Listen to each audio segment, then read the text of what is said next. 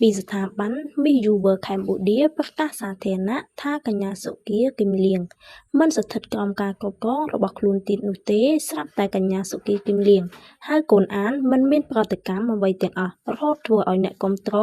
ជាច្រើនមានការងឿងឆ្ងល់ កញ្ញាសុគា គឹមលៀង បានជាប់លំដាប់រងទី 1 នៅក្នុងកម្មវិធី Miss Universe Cambodia 2025 ប៉ុន្តែលទ្ធផលមិនអាចធ្វើឲ្យនាងពេញចិត្តនោះទេ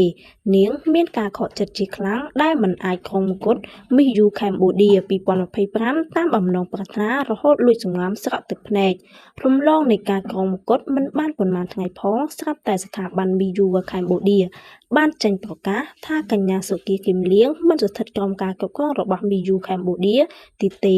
ស្ថាប័ននេះថែមទាំងរៀបរាប់ ស្ថាប័នកញ្ញាឯកចក្រវាឡកម្ពុជាមានកិត្តិយសសូមជម្រាបជូនសាធារណជនឲ្យបានជ្រាបថាកញ្ញាសុគា គឹមលៀង UNC15 នឹងចាប់ផ្ដើមដំណើរការថ្មីនៃជីវិតថ្មីនិងមិនស្ថិតក្រោមការគ្រប់គ្រងរបស់ស្ថាប័នទៀតទេ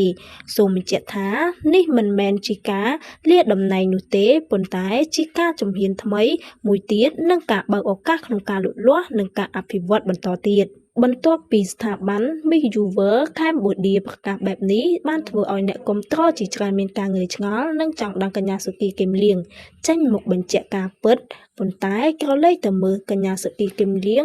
វិញហាក់បីដូចជាមិនខ្វាយខ្វល់អ្វីទាំងអស់នាងរក្សាស្ងប់ស្ងាត់និងមិននិយាយសូម្បីតែមួយម៉ាត់មកទល់ពេលនេះហើយនាដការីរបាំបុរាណសុគា គឹមលៀង នៅតែមិនតបតឬចេញមុខបញ្ជាក់ការពិតដើម្បីឲ្យអ្នកគាំទ្រអត់ចិត្តឡើយសូម្បីតែនៅលើ Facebook របស់នាងក៏ស្ងៀមស្ងាត់មិនឃើញអ្វីប្លែកដែរ ឬក៏មិនបានបញ្ចេញថាខ្លួនបោះបង់មកុដលំដាប់រងទី 1 ចោលដែរ បើតាមប្រភពព័ត៌មានពីអ្នកស្គាល់គ្នាជាមួយកញ្ញាសុគា គឹមលៀង បានលួចបង្ហើបប្រាប់ថាកញ្ញាសុគា គឹមលៀង ហៅកូនអានពេលនេះអារម្មណ៍មិនល្អមិនសប្បាយចិត្ត នាងសុំនៅស្ងៀមស្ងាត់បន្ទាប់ពីខកចិត្តនៅក្នុងការប្រកួត